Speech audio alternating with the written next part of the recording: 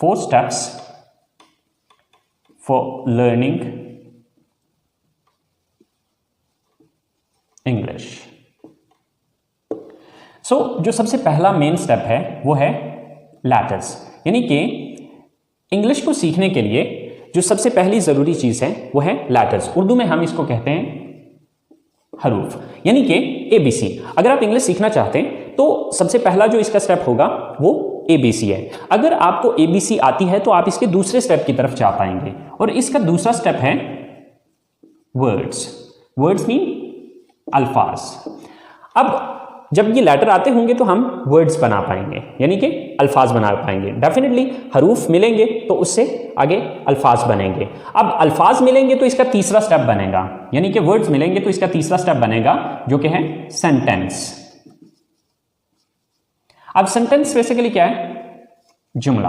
अब जुमला बेसिकली क्या होता है कि मुख्तलिफ अल्फाज को जो है हम एक तरतीब में लिख के एक जुमले की शक्ल देते हैं। तो सबसे पहला स्टेप लैटर्स, लैटर्स के बाद वर्ड्स, वर्ड्स के बाद सेंटेंस, और जब सेंटेंस सीख जाएंगे तो चौथा स्टेप जन्म लेगा या चौथा स्टेप हो पाएगा, और वो है स्पीच और पैराग्राफ।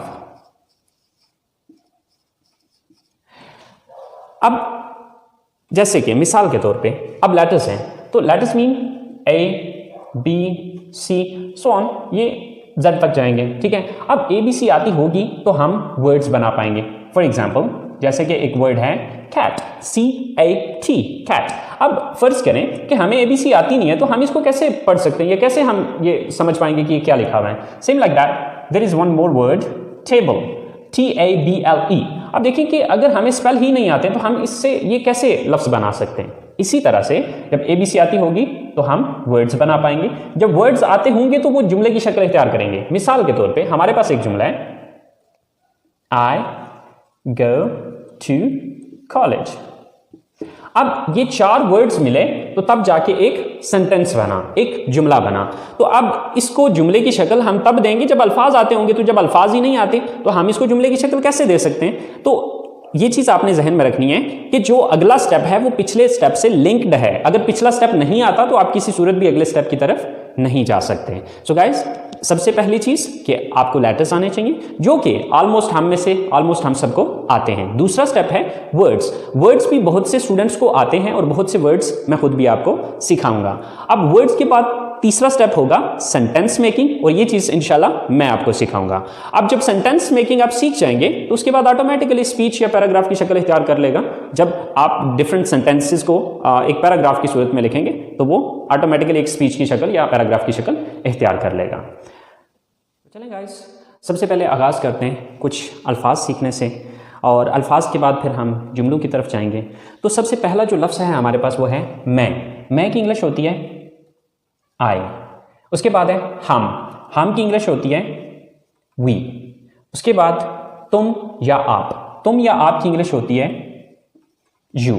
इसके बाद है वो, यानी कि वो ज्यादा लोग, वो लड़के भी हो सकते हैं, वो लड़कियां भी हो सकती हैं, और मिक्स भी हो सकते हैं, यानी कि वो जमा, दे।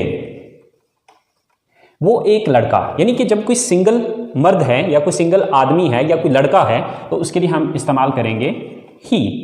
वो एक लड़की, अगर वो अकेली लड़की होगी या औरत होगी तो उसके लिए शी, और ये के लिए इट। इसके बाद है मुझे की इंग्लिश है मी। हमें की इंग्लिश है अस। तुम्हें या आपको, इसकी इंग्लिश है यू। उन्हें, यानी कि उन ज्यादा को, देम। उसे, यानी कि उसे एक लड़के को, हिम। और उसे, यानी कि उसे एक लड़की को, हर। तो लफ्ज़ है जाना की इंग्लिश है गो। आना काम करना, वर्क खरीदना, बाय देखना, वॉच सुनना, लिसन बोलना, स्पीक पढ़ना, रीड लिखना, राइट पहनना, वियर खाना, ईट बताना, टेल पूछना, आस्क पकाना, कुक। सो गाइस, ये चंद एक अल्फाज हैं जो कि मैंने आपको बहुत कम से, बट ये बेसिकली हमने चूंकि अपनी क्लास का आगाज़ करना है, तो अपनी क्लास का आगाज़ करने के लिए ये अल्फाज हमारे लिए बहुत हैं। आपने ये अल्फाज तैयार करने हैं। जब आप ये अल्फाज तैयार कर लेंगे तो इंशाल्लाह कल हम अगले स्टेप पे जा पाएंगे, जो कि हमारा अगला स्टेप है जुमला बनाना, सेंटेंस मेकिंग। जब ये हमारे पास अल्फाज होंगे तो तब हम जुमले बना पाएंगे। सो गाइस, आज का काम यहीं पे ख़त्म करते हैं। इंशाल्लाह ज़िंदगी रही तो आप लोगों के साथ अगली क्लास में मुलाकात होगी। अपना ख्याल रखिएगा। अल्लाह निगहबान।